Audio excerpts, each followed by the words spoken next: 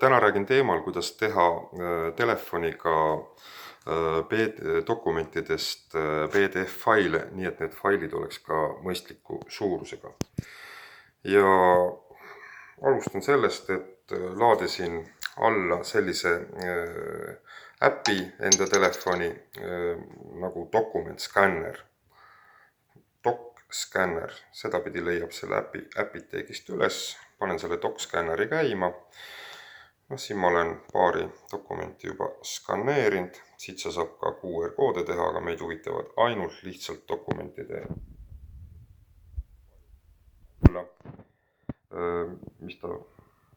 et teha uus dokument, impordi oma telefonist, seda meil vaja pole, eks ju, hetkel batch mode, delete dokument ehk lisa mitu lehte ühte dokumente, seda meil ka vaja ei ole, single mode, eks ju, üldiselt minul on vaja alati seda kolmandat ehk single mode'i vajutan.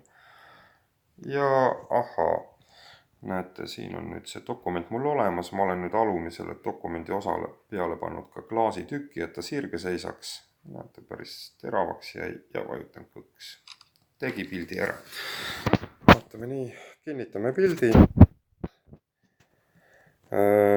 Vajutan ka crop, et see pilt viisakam jääks, et ta lõikab. Nii, liigutan siia.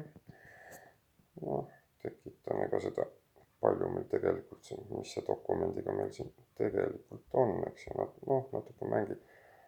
Üldjuhul ta alati tunneb nagu automaatselt need servad ära, seekord ta nii tark ei olnud, aga vahet ei ole, kõks. Dokument täitsa piisav ja salvestan selle dokumendi. Nüüd ma saan ka reklaami lugeda.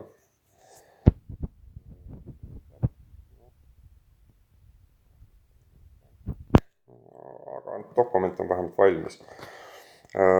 New document 5. Võtan siit. Edasi on nüüd variant, kas salvestan selle dokumendina enda telefoni või jagan teda kellegiga või nimetan ümber või siis laen ta pilve üles. Ma ikkagi jagaks teda hea meelega. Jaga PDF-ina või jaga teda pildina, loomulikult PDF-ina. Ja jagamisel meie kasutame loomulikult e-posti. Saadame ta edasi e-postiga. Saadan ta näiteks iseendale kontole ja kirjutan siia, tegu on dokumendiga ja siia kirjutan, et tegu on testiga näiteks ja panen kirja teele. Ja sellega põhimõtteliselt üleval näete, et kiri on läinud. Peaks olema tegelikult see dokumendi skanneerimine ka ühel pool. Mõistlik oleks alati kontrollida, kas ikka see dokument läbi teele. Teen oma selle postkasti lahti, vaatan siit oma saadetud kirju, kas neid on saadetud. Testiga, siit on näha niimoodi, mis ta New Doc 5 oligi. Jah, testiga saatsin ära sellele inimesele. Tee ta lahti, vaatame, kas ta missugusel kujul tähendab läks. Kas nüüd, kui klient saadab raamatupidajale, siis läks raamatupidajale selline dokument, aga ka raamatupidaja saadab tavaliselt võib ka kliendile dokumente.